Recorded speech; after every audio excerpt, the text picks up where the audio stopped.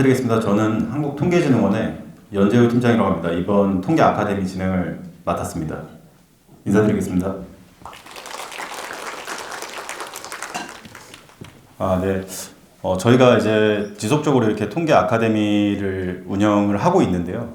제가 이제 서울에서도 하고, 뭐 지역별로 대전에서도 하고, 부산에서도 하고 다 해봤는데, 대전에 또 이렇게 엄청 많이 참석을 해주셔서 감사의 말씀 좀 드리고, 아무래도 많이 참석을 해주신 걸 보니까 주제가 굉장히 중요하다, 이런 것들을 좀 오늘 알게 되는 것 같습니다. 저희 통계 아카데미는 이제 통계교육원과 그리고 이제 저희 한국통계진흥원에서 운영을 하고 있고요. 아무래도 이제 국가 통계에 대한 어떤 이해도 증진과 그 다음에 또 통계 리터러시에 대한 지식을 좀 전달하기 위해서 저희가 계속 매년 지속적으로 진행을 하고 있습니다. 그리고 이제 통계가 아시다시피 요즘에 관심도 굉장히 많고 또 이제 다양한 분야에서 또 이제 연관이 되어 있다 보니까 저희도 거기에 또 발맞춰서 통계와 관련된 다양한 산업들의 이제 전문가분들을 모시고 뭔가 재미와 이런 것보다는 오히려 지식을 여러분들께 좀 전달하기 위해서 그런 목적을 가지고 지속적으로 좀 진행을 하고 있습니다. 그래서 저희가 이제 금년에 어떻게 이제 진행을 될지 간단하게 말씀을 드리고, 그 다음에 이제 오늘 강사로 와주신 강사분들, 그 다음에 강사님을 소개해 드리고 그렇게 시작을 하도록 하겠습니다. 네, 저희 통계 아카데미 같은 경우에는 오늘 이제 인공지능의 역사 챗 GPT라는 주제를 시작으로 해서 2회차, 3회차 금년에 진행이 됩니다. 그래서 2회차 같은 경우에는 7월 28일에 통계를 바라보는 제대로 된 눈이라는 주제로 진행이 되고요. 3회차 같은 경우에는 11월 29일 데이터 리터러시와 미디어 리터러시라는 주제로 진행이 됩니다. 이런 주제와 일정 같은 경우는 저희가 이제 좀 미세하게 변동이 있을 수 있습니다. 그래서 항상 관심 가져주시고 언제 하는지 또 찾아봐 주시고 이렇게 찾아봐 주셨으면 감사하겠습니다. 네, 그럼 다음으로 오늘 연사이신 정복문 교수님을 소개해 드리겠습니다. 정복문 교수님께서는 전 이제 단국대학교 소프트웨어 중심대학 사업단 교수님으로 계셨고, 현 신한은대학교 마이크로 디그리 대학과 교수님으로 재직 중에 계십니다. 그래서 오늘 인공지능의 역사 챗 GPT를 아마 재밌게 강의를 해주실 것 같고요. 그럼 이제 바로 오늘 연사이신 정복문 교수님을 모시도록 하겠습니다. 큰 박수로 교수님을 모시겠습니다.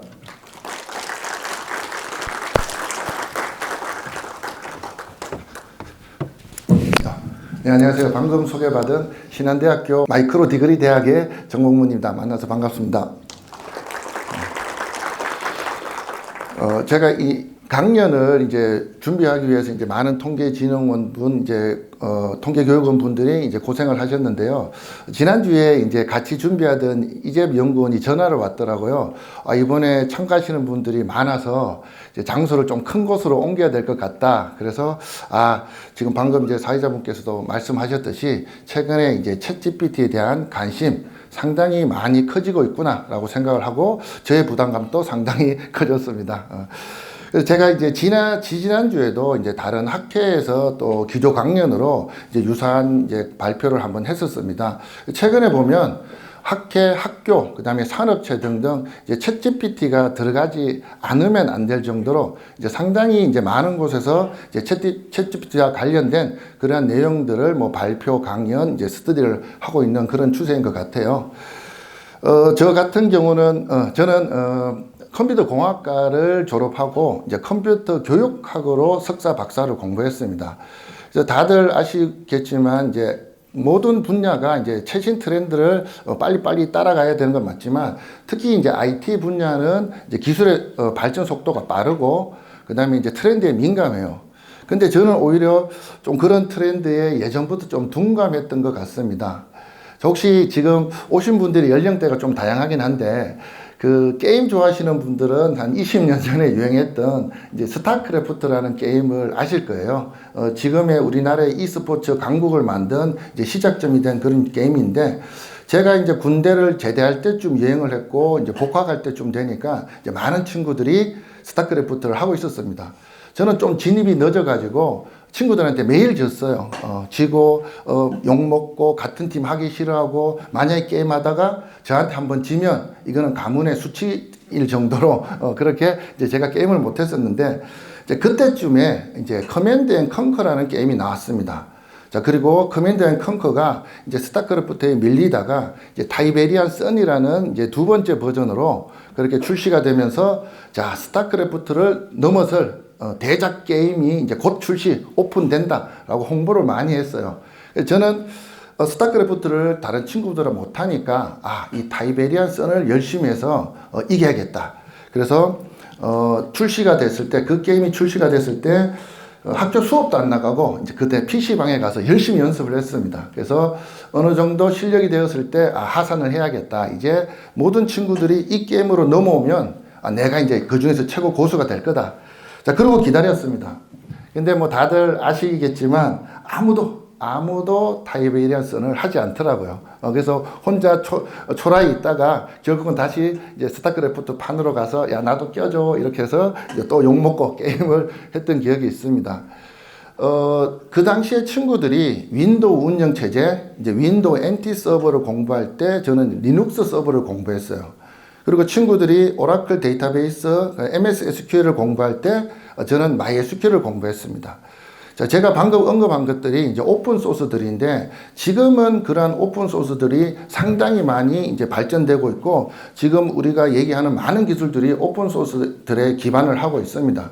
그런데 이제 그 당시에는 이제 오픈 소스로 진행되는 프로젝트가 거의 없었어요. 그러니까 제가 아무리 그거를 공부해도 그쪽으로 이제 일을 할 수가 없는 이제 그런 상황이었습니다. 그래서 이제 제가 그때 이제 느꼈죠. 사람들이 좋아하고 유행이고 많이 하는 것은 괜히 하는 게 아니구나. 내가 괜히 뭐 나는 다른 거 할래?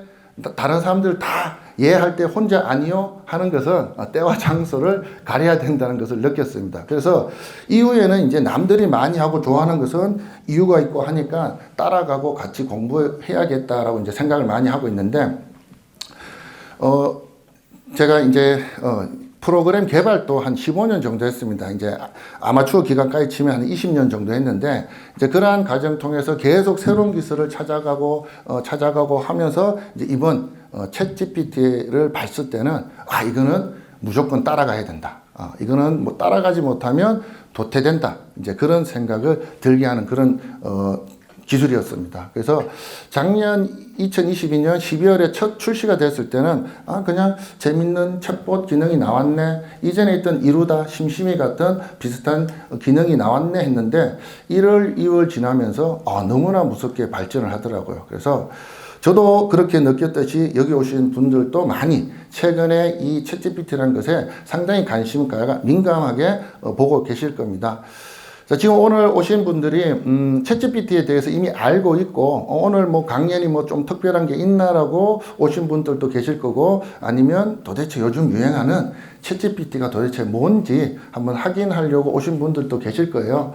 자, 오늘 오신 모든 분들을 제가 이제 충족시킬 수는 없겠지만, 자, 앞서 얘기했듯이 인공지능의 역사 그리고 챗GPT에 대해서 아주 기술적인 것보다는 전체 개요를 조금 재미있게 한번 얘기를 해보도록 하겠습니다. 자, 목차는 우리 일단은 이때까지 우리가 많은 SF 영화에서 나왔던 지금은 그게 구현되고 있지만 그전에는 그냥 말 그대로 상상 속에서 그려왔던 그러한 내용들이 이전부터 SF 영화나 소설 속에서 상당히 많이 녹아 있었습니다. 그래서 그런 내용들을 조금 언급하고, 그리고 인공지능 딥러닝이 어떠한 방법으로 어떤 원리로 학습을 하는지, 그리고 챗GPT에 대해서 한번 알아보도록 하겠습니다. 자, 지금 우리가 그 인공지능 그러면 뭐 SF 영화에 나오는 것처럼 로봇이 혼자서 움직이고 판단하고 생각하고 하는 그런 아주 고급 기술들만 생각할 수 있는데, 그게 아니라 우리가 일상생활에서도 이미 인공지능 기술들이 많이 쓰이고 있습니다. 그래서 보시면 뭐 스마트폰, 지금 대부분 가지고 계시는 스마트폰의 이제 음성 인식 부분, 문자 인식, 이미지 인식, 얼굴 인식, 그 다음에 지문 인식, 이러한 것들이 이전에는 프로그램을 만들고 사람이 코딩한 대로 그 순차 구조, 선택 구조, 반복 구조 내에서 이루어졌다면, 거기에 플러스해서 우리가 기존에 있던 데이터를 학습한 그 패턴에 따라서 판단하는 그 기술이 들어가면 바로 인공지능 기술이 들어갔다고 할 수가 있어요. 그래서 지금 우리가 인공지능 그러면 뭐 말 그대로 지능이 인공적으로 만들어졌다라고 뭐 그렇게 생각하셔도 되는데 조금 더 구체적으로 하면 기존의 데이터를 미리 학습해서 학습된 데이터를 가지고 판단하는 기술, 그것을 인공지능이라고 생각하시면 이후에 나오는 내용들이 조금 더 쉽게 이해가 될 것 같습니다. 자, 그래서 그러한 기술들이 실제 우리 스마트폰에서 나오는 구글, 뭐 애플, 아마존 등등에서 나오는 그런 가상 비서들, 그 다음에 음성으로 얘기한 것을 인식해서 이제 번역해 주는 거. 자, 이전에는 우리가 타이핑을 해서 타이핑된 것을 우리나라 말을 영어로 번역한다든가 하는 기술들은 있었습니다. 물론 그 안에도 어떤 학습된 패턴이 들어가기 때문에 자, 인공지능 기술이라고 할 수 있는데 이제는 음성까지도 이제 인지를 한다. 자, 그러한 것들이 모두 인공지능 기술의 하나라고 생각을 하시면 될 것 같습니다. 자, 그럼 이제 뭐 이전에 나왔던 이제 많은 영화들이 있고 최근에는 뭐 SF 영화에서는 당연하지 생각하지만 뭐 몇십 년 전부터 나왔던 이제 그런 내용들을 하나씩 조금 짚어보도록 할게요. 자, 많은 SF 영화가 있지만 제가 몇 개를 이렇게 선정한 것은 이제 그 안에서 인공지능이 가지는 개념, 의미, 자, 요런 것들을 조금 깊이 있게 고찰해 볼 수 있는 영화, 그런 것들을 몇 개 좀 선정을 해 봤습니다. 자, 2001년에 개봉된 이제 스티븐 스필버거, 주라기 공원, 인디애나 존스 등을 감독한 아주 유명한 감독이죠. 자, 스티븐 스필버거가 감독한 AI라는 영화가 있습니다. 자, 제목 자체가 인공지능이에요. 자, 주인공은 우리가 식스센스에 나오는 아역 배우, 천재 아역 배우, 지금은 성인이지만 이제 그 친구가 나오는 이제 그 영화인데 내용을 혹시 인공지능 AI라는 영화 보신 분 있나요? 지금 손을 드신 분들이 많지는 않은데 아마 영화가 20년이 지난 영화라 조금 오래되긴 했습니다. 근데 지금 봐도 이제 이 인공지능이라는 개념을 아주 세련되게 표현한 영화 같아요. 그래서 내용을 잠깐 얘기하면 부모가 자식을 잃고 이제 그 자식을 인공지능 로봇을 대신 입양해서 키웁니다. 자, 부모는 사랑으로 키우려고 하지만 얘는 로봇이다라는 마음이 어디 한 군데는 있어요. 그리고 로봇도 자기가 인간인 줄 알았는데 어느 순간 자기가 로봇이란 것을 인지를 하게 됩니다. 자, 그래서 내가 인간인지 로봇인지 정체성의 혼란을 느껴요. 자, 그래서 그 정체성을 찾아가고 내가 진짜 인간이 되고 싶다라고 해서 여행을 떠나고 모험을 하는 이제 그런 영화입니다. 그래서 내용을 보면 우리가 이미 알고 있는 동화 피노키오랑 조금 비슷한 것 같아요. 피노키오도 목각 인형이 인간이 되기 위해서 모험을 떠나는 이제 그런 내용인데, 자, 요것도 조금 이 영화도 이제 그런 내용이 전반적으로 깔려 있는 결이 비슷한 것 같습니다. 그래서 여기에서 이제 제가 이제 주목했던 부분은 자, 인공지능 이제 로봇이 과연 자기가 스스로 생각하고 행동하는 이러한 로봇이 인간의 잣대에서 윤리적인 부분 그리고 인권을 좀 어떻게 적용해야 되는가, 자, 이러한 부분을 좀 고민했던 것 같아요. 그래서 20몇 년 전 2001년도면 사실 우리나라에서 인터넷이 이제 막 퍼지기 시작하던 그런 시절이긴 한데 이미 그때도 자, 이런 인공지능 로봇에 대한 인권 윤리적인 부분을 고민하고 있었다는 거예요. 그리고 지금 이제 기술적인 인공지능, 기술적인 부분들이 많이 겉으로 나오고 있지만 내부적으로는 AI 윤리 부분도 지금 연구되고 있고 당연히 그러한 것들이 이후에는 적용이 되어야 될 것 같습니다. 자, 그래서 그런 부분에 대해서 조금 생각해 볼 만한 영화고 결론은 조금 아쉬웠던 것 같아요. 그래서 이 스티븐 스필버그 감독이 마지막에는 꼭 초자연적인 어떤 힘에 의해서 서사를 해결하는 그런 부분이 있는 것 같아요. 요 영화도 마지막에 해결되는 부분이 약간 엑스마키나 같은, 데우스 엑스마키나 같은 그런 부분이 있어서 조금 아쉬운데 전체적인 내용은 인공지능 로봇에 대한 우리가 인간이 바라보는 관점, 이런 부분에서 조금 생각해 볼 수 있는 그런 영화였던 것 같습니다. 자, 그 다음에 이제 2004년도에 개봉된 아이로봇이라는 영화가 있어요. 자, 헐리우드의 유명한 배우 윌 스미스가 주인공인데, 윌 스미스는 최근에 이제 시상식에서 이제 뺨을 때린 사건으로 조금 논란이 있었습니다. 하지만 제가 이제 상당히 좋아하는 배우 중에 한 명인데요. 자, 여기에서 나오는 중요한 원칙이 하나가 있습니다. 자, 그게 많이 들어봤을 로봇 3원칙에 대한 내용이 나와요. 그래서 로봇 3원칙을 보면 제1원칙, 로봇은 인간에게 해를 입혀서는 안 되고 위험에 처한 인간을 모른 척해도 안 된다. 그리고 제2원칙, 1원칙에 위배되지 않는 한 로봇은 인간의 명령에 복종해야 된다. 그리고 제3원칙, 제1원칙과 제2원칙에 위배되지 않는 한 로봇은 로봇 자신을 지켜야 한다. 요게 이제 1940년대 그리고 50년에 유명한 SF 소설 작가 아이작 아시모프가 아이로봇이라는 소설 등등에서 처음에 제안한 그런 개념입니다. 자, 물론 요 세 가지 원칙이 조금 부족하다고 해서 차후에 영어 원칙 이런 게 조금 추가가 되긴 했는데 이 세 원칙은 로봇 윤리를 얘기할 때 항상 언급되는 바이블 같은 그런 이제 원칙이고 최근에 나오는 영화들도 이런 내용이 다 기재에 깔려 있는 이제 그런 원칙이 돼요. 자, 영화의 내용은 이제 윌 스미스는 형사입니다. 형사 경찰인데 이 경찰은 로봇을 싫어해요. 왜 싫어하냐면 조금 이따 그 말씀드리고 자, 일단은 어떤 로봇 회사에서 이제 유명한 로봇 공학자가 죽습니다. 자, 이게 타살로 의심이 되어서 이제 사람들이 범인을 찾는데 여기에 언급된 로봇 3원칙에 의하면 절대로 로봇은 사람을 죽일 수 없어요. 그래서 대부분의 사람은 로봇이 범인이라는 것을 아예 생각도 하지 않습니다. 자, 그런데 로봇을 좋아하지 않는 윌 스미스는 로봇을 의심해요. 누굴 의심하느냐? 그 죽은 로봇공학자가 만든 인공지능 로봇 써니라는 로봇을 용의자로 지목합니다. 자, 윌 스미스가 왜 로봇도 사람을 해할 수 있냐라고 의심을 하게 된 계기는 예전에 이제 사고가 났어요. 그래서 차가 물에 빠졌는데 이제 주변에 있던 로봇이 인간을 구하러 뛰어듭니다. 자, 그리고 거기에는 윌 스미스와 어린 소녀가 타고 있었어요. 그래서 윌 스미스는 얘기합니다. 로봇이 오니까 저 소녀를 구하라고. 자, 물속에 있으니까 했겠죠?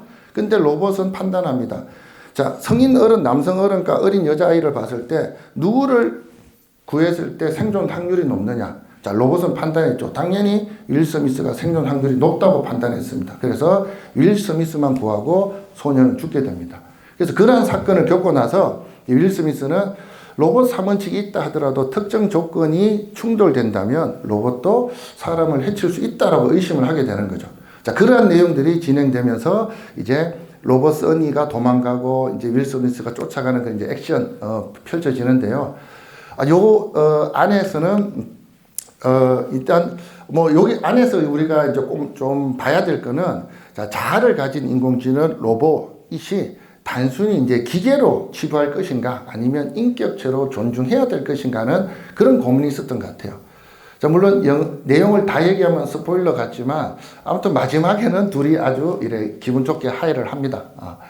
자, 그리고 이 영화 안에는 정말 재밌는 내용이 제가 그걸 보고 정말로 놀랍고 재밌었던 부분이 있는데 자, 그거는 뒷부분에 한번 언급을 하도록 할게요. 자, 그리고 세 번째 영화는 엑스 마키나라는 영화입니다. 자, 엑스 마키나 앞서 이제 AI라는 영화 얘기하면서 잠깐 언급했었는데요.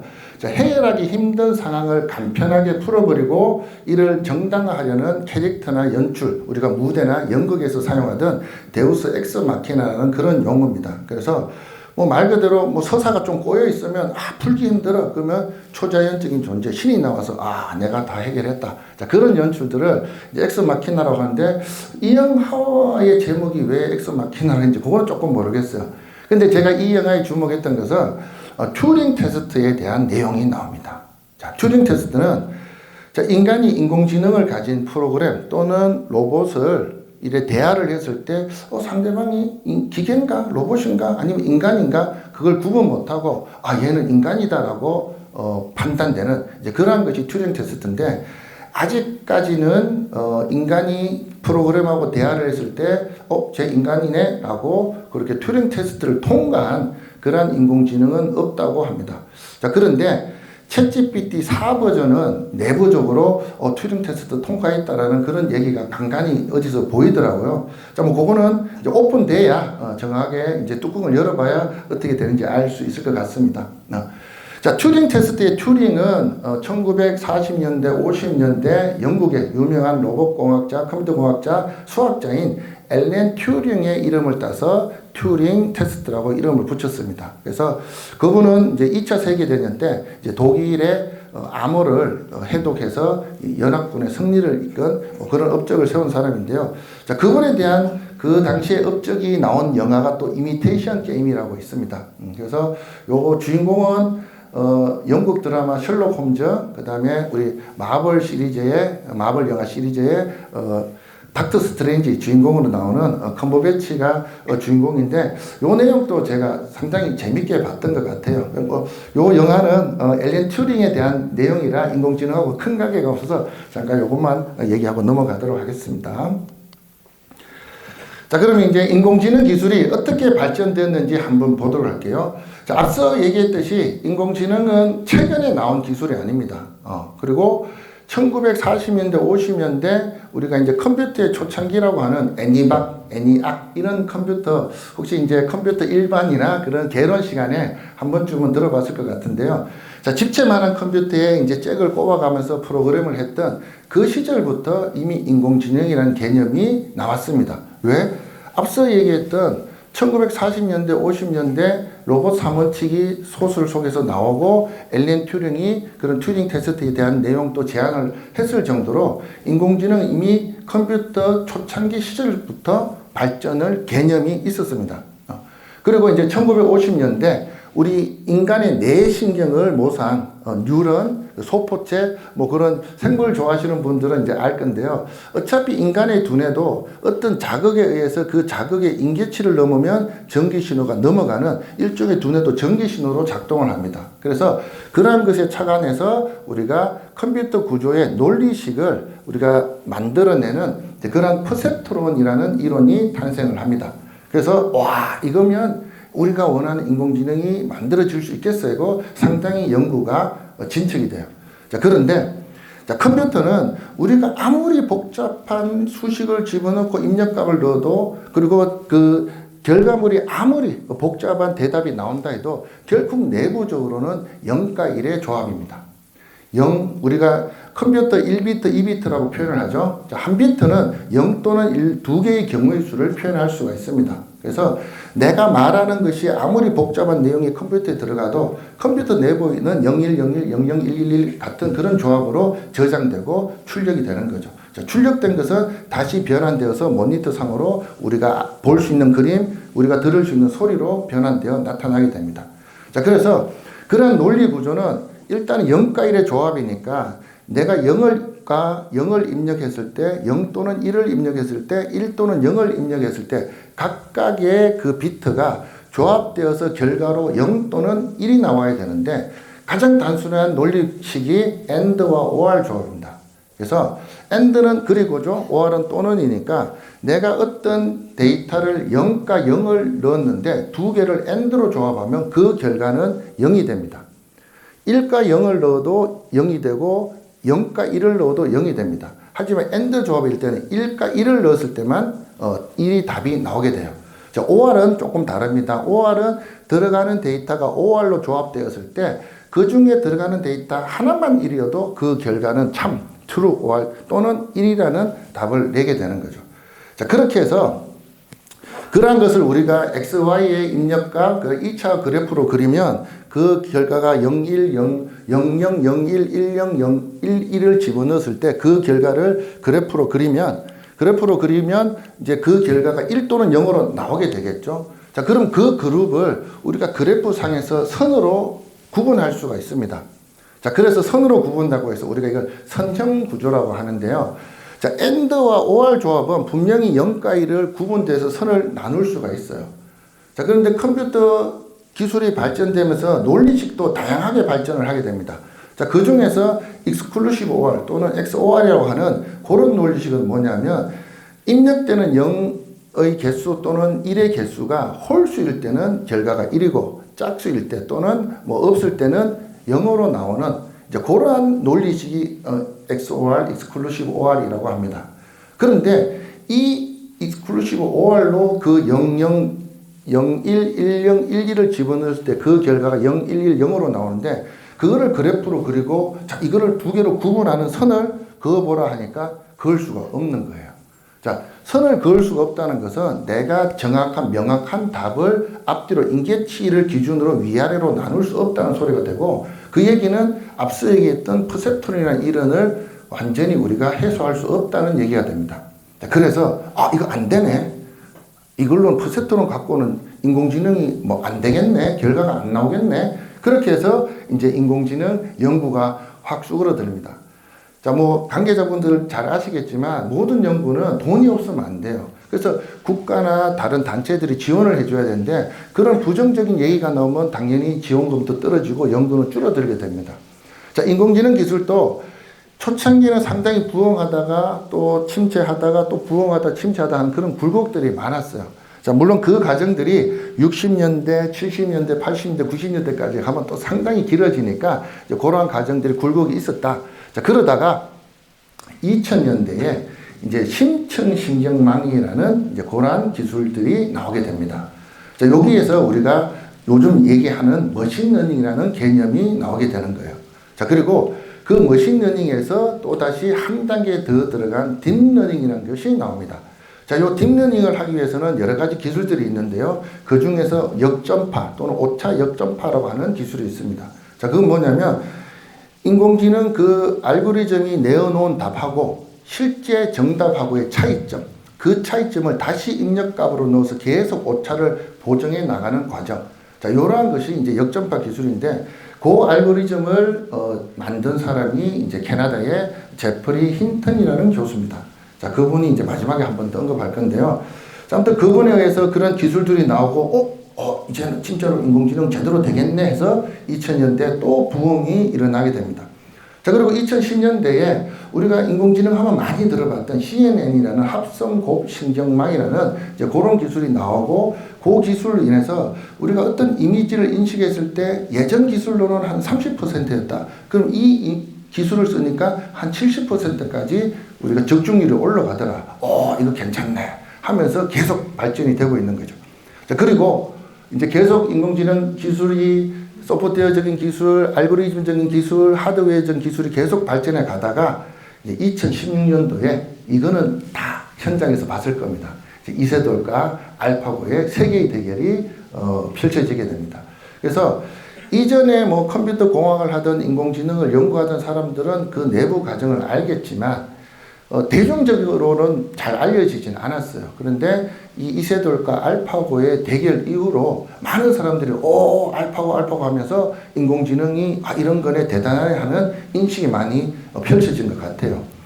지금은 알파고 외에 다른 인공지능 그 기술들이 많은데 다른 인공지능하고 알파하고 바둑 대결하면 알파고는 이제는 또 소위 말하는 상대도 안 되는 그런 기술이 지금 많이 올라갔습니다. 그 당시에도 세계 1등인 이세돌을 알파고가 이겼는데 이제 다른 기술이 알파고는 다른 기술의 상대도 안 되는 그런 식으로 인공지능이 더 발전된 거죠. 자, 이 사건이 왜 크게 이슈가 됐냐 하면 우리가 인공지능이 아무리 발달돼도 인공지능이 인간을 이길 수 없는 게 있다. 그게 뭐 체스나 장기 이런 건 다행이고도 바둑은 이길 수 없다. 왜? 바둑은 그 생각해야 될 경우의 수가 너무나 많기 때문에 인공지능이 이거를 인간은 능가하지 못한다고 했는데 그거를 능가해버리는 사건이 2016년도 사건이었습니다. 그래서 많은 학자들, 연구자들 또는 대중들도 이게 인공지능이 이제는 인간을 넘어서는 시점이 왔나라고 이제 그런 생각을 하게 된 것 같고요. 자, 그 다음에 이제 2017년도에 이제 구글에서 트랜스포머라는 인공지능 학습 모델을 발표를 하게 됩니다. 그래서 트랜스포머는 뭐 보면 문장 속 단어와 순차 데이터 내의 관계를 추적해서 맥락과 의미를 학습하는 신경망 모델이다. 이렇게 정의가 되어 있는데 기존의 컴퓨터 구조는 항상 순차 구조로 이루어집니다. 중간에 뭐 반복을 하든 선택을 하든 순차 구조로 이루어지고 앞에 데이터를 읽어야 뒤에 데이터가 이제 계산을 할 수가 있는 거죠. 자, 근데 이 트랜스포머 모델은 앞에와 뒤에를 동시에 읽어서 두 개의 관계를 맥락을 이해한다는 겁니다. 자, 오케이, 좋아, 이론 좋아. 근데 이렇게 하려면 문제는 뭐냐? 자, 컴퓨팅 파워가 엄청나게 들어간다는 거예요. 그래서 메모리도 더 많이 들어가고 CPU 속도도 더 많이 들어가야 되고 이제 GPU 그래픽 카드의 GPU도 많이 들어가야 되고 그래서 이 모델을 데이터를 집어넣고 학습하려면 상당히 많은 이제 컴퓨터 자원 그리고 다른 말로 표현하면 돈이 많이 들어가게 돼요. 그래서 한 몇 년 전에 우리가 이제 블록체인 비트코인이 유행할 때 그 비트코인의 해시를 풀기 위해서 그래픽 카드가 많이 쓰여서 그래픽 카드가 상당히 가격이 올라갔던 적이 있습니다. 자, 그러다가 이제 비트코인 인기가 시들고 그래픽 카드의 가격이 조금 이제 안정화되나 했는데 다시 인공지능이 또 유행하면서 그래픽 카드의 가격이 다시 치솟고 있어요. 자, 얼마 전에 저도 이제 제 컴퓨터에서 이제 인터넷에 있는 오픈소스 파일을 받아갖고 모델을 학습시키고 개인 컴퓨터를 했는데 안 되더라고요. 왜? 그래픽 카드가 좀 후져서. 저는 이제 컴퓨터 개발을 하고 컴파일을 할 때는 뭐 그래픽 카드보다는 램이나 CPU 위주로 이제 업그레이드를 했었는데, 지금은 이제 그래픽 카드가 또 상당히 중요한, 만약 인공지능 학습을 테스트해 보려면 그래픽 카드가 아주 중요한 그런 게 돼서 또 그래픽 카드 가격이 또 항상 치솟지 않나. 그리고 학교에서도 예전에는 서버를 구매할 때 CPU냐 램 이런 걸 기준으로 했는데 이제는 인공지능 서버 이래갖고 그래픽 카드 즉 GPU가 기능이 강화된 그런 서버를 아주 비싼 돈으로 구매를 해야 되는 이제 그런 상황이 됐습니다. 자, 아무튼 이렇게 이제 트랜스포머라는 인공신경망이 만들어지고 이제 이걸 가지고 학습을 시켜서 새로운 서비스들이 나오게 됩니다. 죄송합니다. 이제 그 딥러닝에 대해서 한 번 더 조금 더 언급을 하도록 할게요. 자, 앞서 얘기했듯이 우리가 0과 1의 조합이 입력으로 들어가면 다시 0 또는 1이라는 출력이 나와요. 자, 그런데 앞서 얘기했듯이 AND OR은 그게 입력 출력이 한 단계면 되는데 exclusive OR 같은 경우는 바로 답이 안 나옵니다. 그래서 그 중간에 다른 단계를 한 번 더 집어넣게 돼요. 자, 그것을 우리가 중간 단계를 우리가 언닉층이라고 표현합니다. 히든 레이어라고 하는데, 자, 이 왜 히든 레이어냐 하면 우리가 중간에서 움직이는 것은 사람은 굳이 알 필요가 없어요. 자, 자판기를 예를 들어 보겠습니다. 내가 자판기에 돈을 입력합니다. 자, 돈을 입력하고, 자꾸 표현이 입력이래요. 자, 돈을 넣고, 자, 버튼을 누르면 콜라가 나옵니다. 그럼 나는 돈을 넣고 콜라가 나온 거 입력과 출력만 계산하면 되지 내부에서 돈이 얼마 들어왔냐, 콜라 재고가 남았느냐, 잔돈이 얼마냐 이런 중간에 내부에서 계산하는 것은 나는 알 필요가 없어요. 자, 그래서 이제 내부적으로 계산된 결과를 출력으로 내주고 이거는 굳이 우리가 알 필요가 없는 그런 부분이다. 이제 언닉층이라고 표현합니다.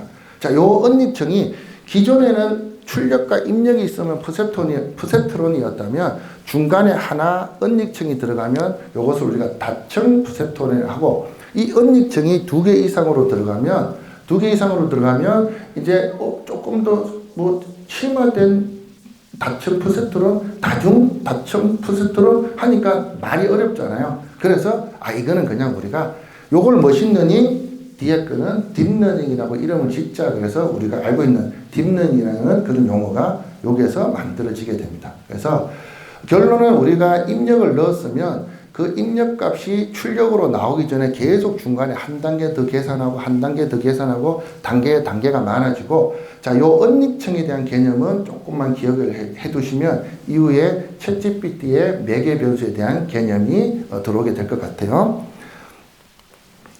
자, 그리고 이제 딥러닝의 이제 학습 목적, 앞서 얘기했듯이 결국은 어떤 데이터가 왔을 때 그 데이터를 어떻게 우리가 선을 그어서 갈라놓느냐, 제대로 가르느냐, 자, 그게 이제 딥러닝의 최종 목표입니다.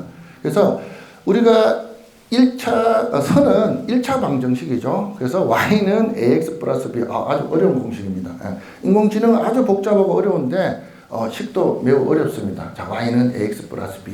자, 이게 바로 우리가 선을 2차 원 그래프에서 선을 그리는 이제 그런 1차 방정식인데, 여기에서 x는 데이터 또는 변수라고 표현을 하고 a는 우리가 일반 수학에서는 기울기입니다. 그런데 인공지능에서는 이것을 가중치라고 불러요. 자, 그리고 b는 절편인데 우리가 편량 인계치라고 부릅니다. 그래서 x는 말 그대로 어떤 데이터의 성격, 데이터의 값, 그리고 이 값에 어떤 가중치를 줘야 내가 원하는 0 또는 1이라는 y 값이 나오게 될까, 이제 그거를 계산하는 건데요. 자, 예를 들어서 지금 현재 첫 번째 그림 같은 경우는 강아지와 고양이가 한 마리씩 있습니다. 중간에 선을 그었죠. 근데 강아지가 한 마리가 더 들어왔어요. 데이터가 늘어난 거예요. 자, 그러면 강아지는 강아지대로, 고양이는 고양이대로 다시 선을 그리려면 선의 위치가 조금씩 바뀝니다. 자, 선의 위치가 조금씩 기울기가 바뀐다는 것은 y는 ax 플러스 b의 기울기 a와 절편 b가 바뀌어 간다는 거죠.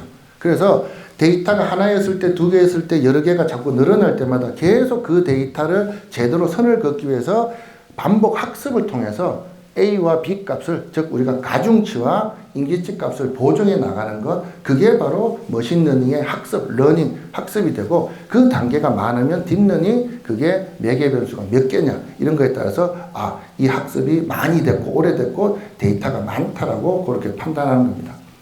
자, 이걸 조금 더 구체적으로 얘기하면, 자, 기린과 코끼리가 있습니다. 자, 이 사진을 두고 어떤 게 기린이고 어떤 게 코끼리냐 판단하려고 하면, 자, 일단 눈이 두 개다. 자, 눈이 두 개다라는 것은 모든 동물의 똑같은 특징입니다. 그럼 눈 두 개라는 특징을 가지고는 얘가 기린인지 코끼리인지 구분이 안 돼요.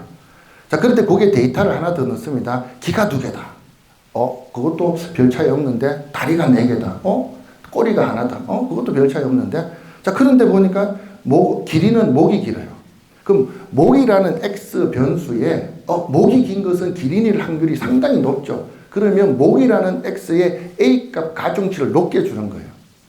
그러면 어떤 데이터를 봤을 때 목이 길게 나왔어? 그럼 이거는 기린일 확률이 높다라고 판단하고, 코끼리 같은 경우는 코가 길 때 이 동물은 코가 기네? 코가 긴 것은 코끼리일 확률이 높다라고 가중치를 주는 거죠.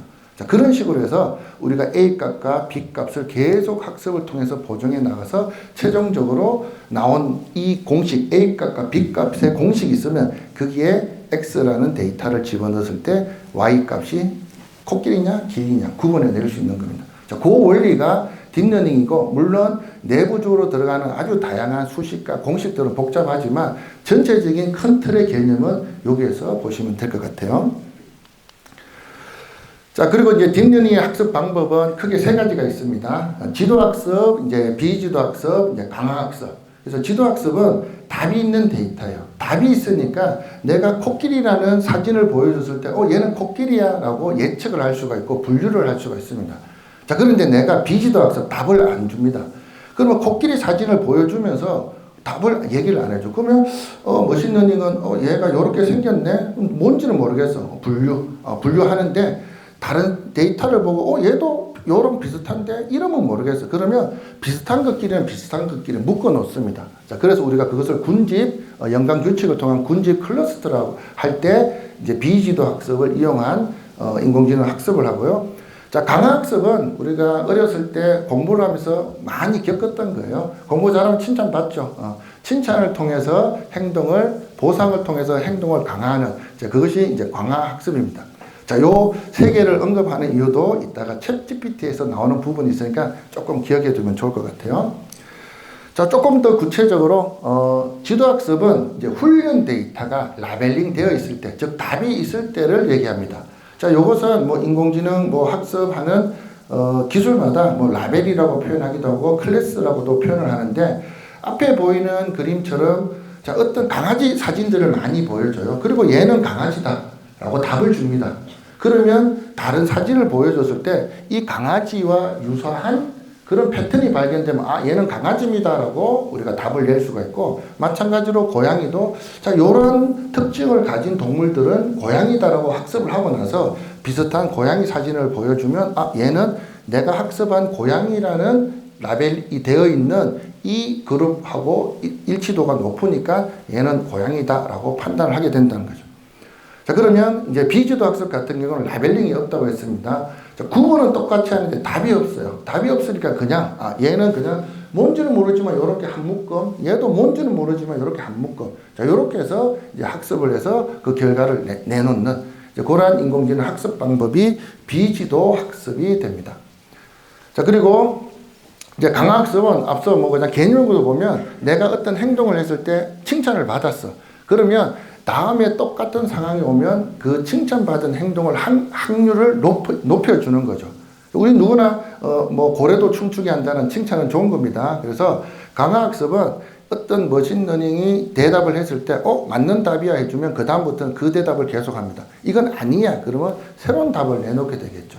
자, 그렇게 해서 우리가 이 세 가지 학습 방법 중에 챗GPT는 비지도 학습으로 학습을 시키고, 그 다음에 강화학습을 통해서 계속 성능을 보정해 나갑니다.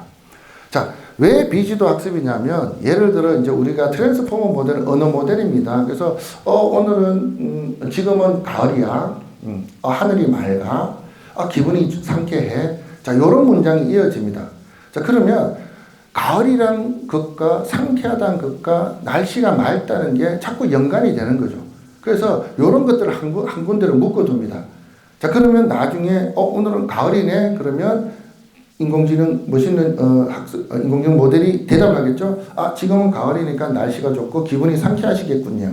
뭐 그렇게 대답을 할 수가 있는 거예요. 왜? 연관으로 비지도 학습으로 비슷비슷한 단어들 이렇게 묶어놨으니까. 그런데 만약에 오늘 내가 상당히 기분 나빠요. 그래서 이거는 답이 틀렸어. 나 오늘 기분 나빠하고 네가 한 답은 틀렸어라고 한다면 얘는 또 헷갈리겠죠 하면서 자꾸 대답을 통해서 보정을 해 나갑니다.